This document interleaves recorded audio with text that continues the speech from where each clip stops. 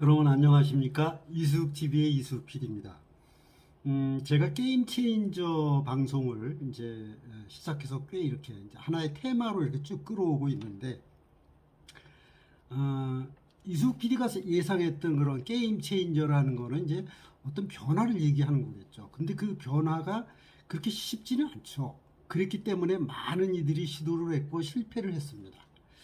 근데 최근에 이제 우리 사회에 우리 그 뭐 사회라는 지금 말씀드린 사회라는 건 정치, 경제, 사회, 문화 전체를 놓고 볼 때 커다란 변화가 왔습니다.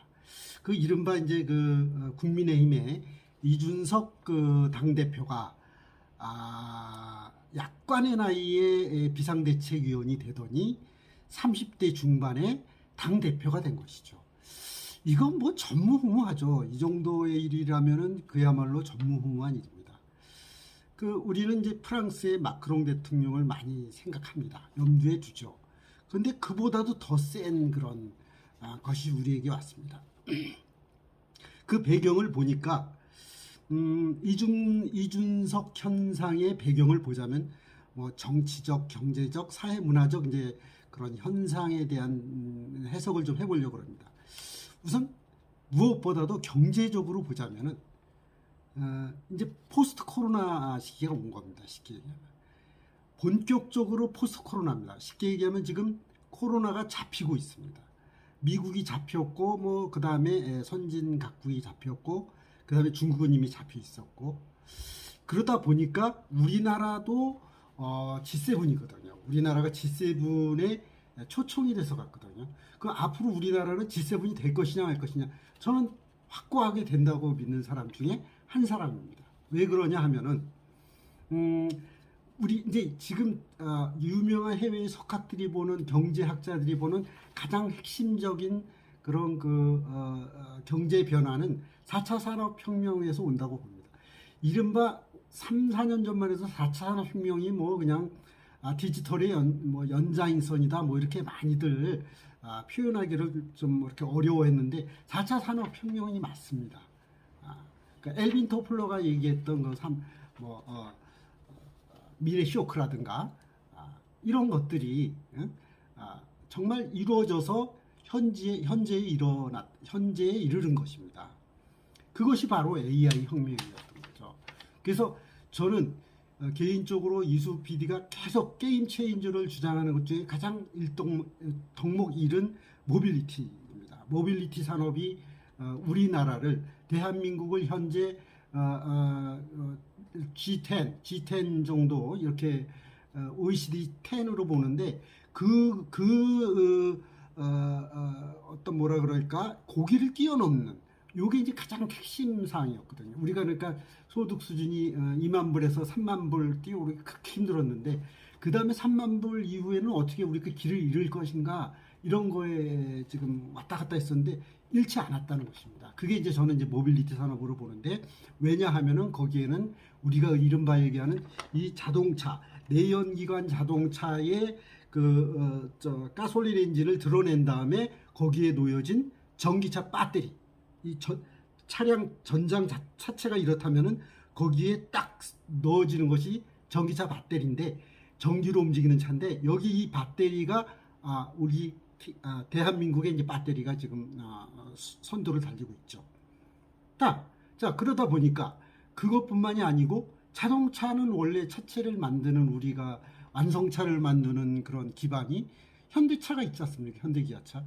이거 뭐 현재까지는 전 세계의 생산과 판매량이 7위인데 이도 아마 또 올라갈 겁니다. 제 생각에 한 5위까지도 치고 올라갈 그런 공산이 크고, 또 가장 중요한 거는, 그럼 이 전기차와 그 다음에 배터리가 내장은 이 차체를 움직이고 우리가 흔히 얘기하는 이제 어느 방향으로 어떻게 가고 설 때 사고를 미연에 방지하고 뭐 이런 등등등의 모든 거를 컨트롤하는 이런 인공지능이 탑재된, 컴퓨터가 탑재된 이 헤드쿼터가 바로 삼성전자의 반도체의 핵심이 있다는 겁니다.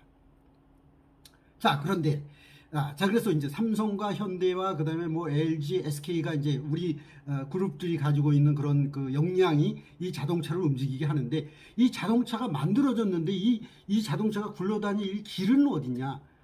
이 길은 바로 도로는 이미 되어 있는데 그거를 연결하는, 이거를 같이 연결하고 그 AI가 앞에 있는 그거를 보고 뒤를 보고 옆을 보고 좌우를 다 판단하고 어디로 갈지를 판단하고 빨리 갈지를 판단하는 거는 바로 5G. KT가 이제 최초 상용화했던 시험하고 최초 시험하고 또 이미 상용화된 그런 어떤 5G 네트워크가 이제 다 깔린다는 겁니다. 이런 나라가 그렇게 많지가 않습니다.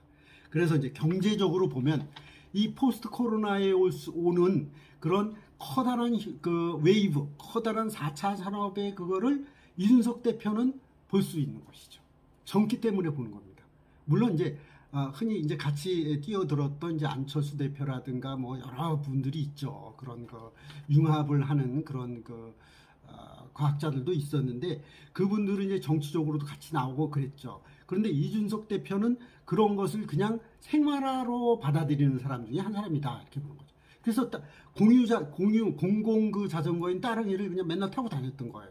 그랬더니 그게 신문에 이제 막 그 이슈거리가 되는 거죠. 이거 당대표라는 사람이 이걸 타고 왔다. 그 중요한 게 아닙니다. 이미 생활화되어 있었다는 거죠. 그걸 우리들은 이제서야 좀 포커싱이 되는 것이죠. 그럴 뿐입니다. 그래서 이제 이 모빌리티 산업을 위주로 한 대한민국이 퍼스트 무버가 돼서 치고 나갈 것이다.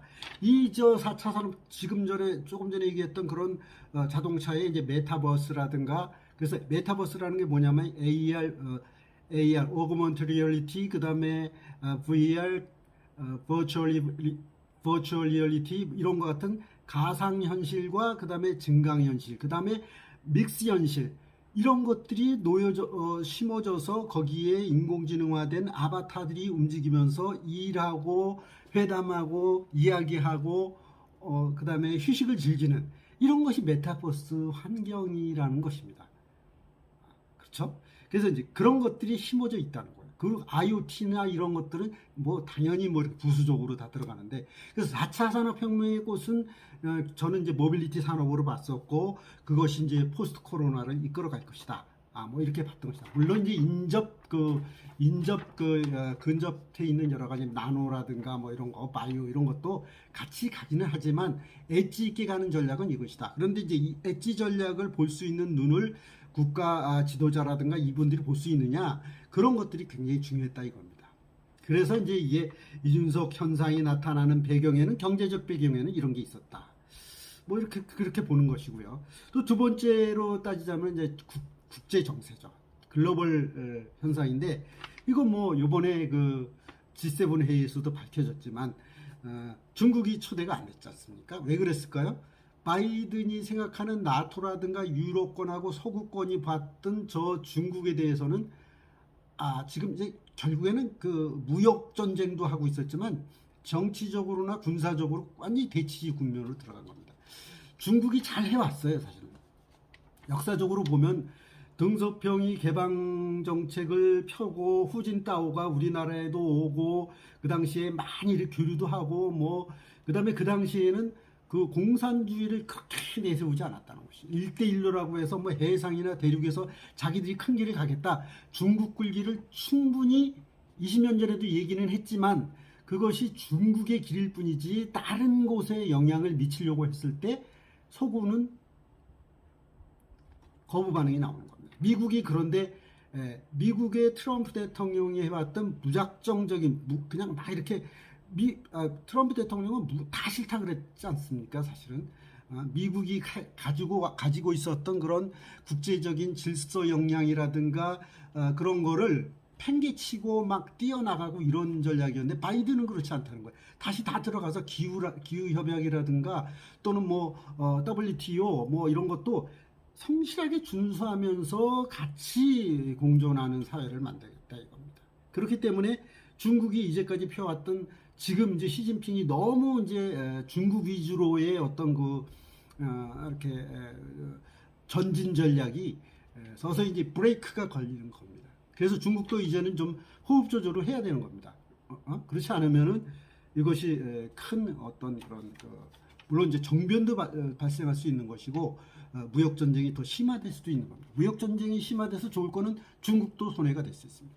그런데 이렇게 예를 들어 G7이나 이렇게 같이 이번에도 이제 G7이 이렇게 협약을 하고 뭐 이렇게 발표하는 거 보면 G7이 나름대로 이렇게 지금 뭉치고 있는 기운이 있거든요. 이제까지는 트럼프는 그 역할을 안 했기 때문에 대장 역할을 안 했기 때문에 나머지 나라들이 그냥 이렇게 뒤로 이렇게 쭉 밀려나는 뒤로 앉는 이런 느낌이었는데 지금 이제 같이 이제 보이는 겁니다. 거기에 이제 우리나라가 이제 또 G7 국가는 아니지만 향후 G7 국가에 들어갈 수 있는 역량이 탁월한 대한민국이 초대돼서 갔던 것입니다. 문재인 대통령님 그렇게 보는 거죠. 이런 것도 큰 이준석 현상의 큰 하나의 현상 중에 하나의 기류이다 이렇게 볼 수 있는 것이고 이런 것 때문에 그런 사람들이 이제 당 대표로 나올 수 있었던 것입니다. 또 이제 정치적으로 보겠습니다. 국민들이 보수 진보 싸움이 이제 아주 지겹다는 것이죠. 저만 해도 저도 중도적인 입장을 항상 견지해 왔는데 뭐 조국 사태니 뭐 그 이후에 뭐 막 그냥 맨날 그 싸우는 뭐 윤석열 전 검찰총장과 뭐 추미애 장관, 법무장관 이 관계라는 막 그 싸움 이런 거 아주 그거 아주 지겹다는 얘기거든요. 신물이 난 거예요. 왜냐면 그게 첨예하게 마치 그 분수의 꼭대기에 보이는 그런 것처럼 그걸 이제 팍 터뜨리는 겁니다. 이제 더 이상은 이제 그 꼴을 못 보겠다 이거죠. 그런 짓 하는 것들. 그래서 이제 그것이 이제 중도에 있는 분들이 이쪽으로 저쪽으로 갈까를 정하는 게 아니라 중도의 길을 간다. 그러니까 보수나 그 진영 논리가 없어지고 중도의 길로 가지 않으면은 살아남지 못한다는 거예요. 정치적으로 살아남을 수가 없는 겁니다. 그러니까 이쪽으로 서로 끌어당기려고 했었는데 끌어당길 게 아니라 중도의 그런 어떤 빅뱅으로 돌아서지 않으면 힘들다.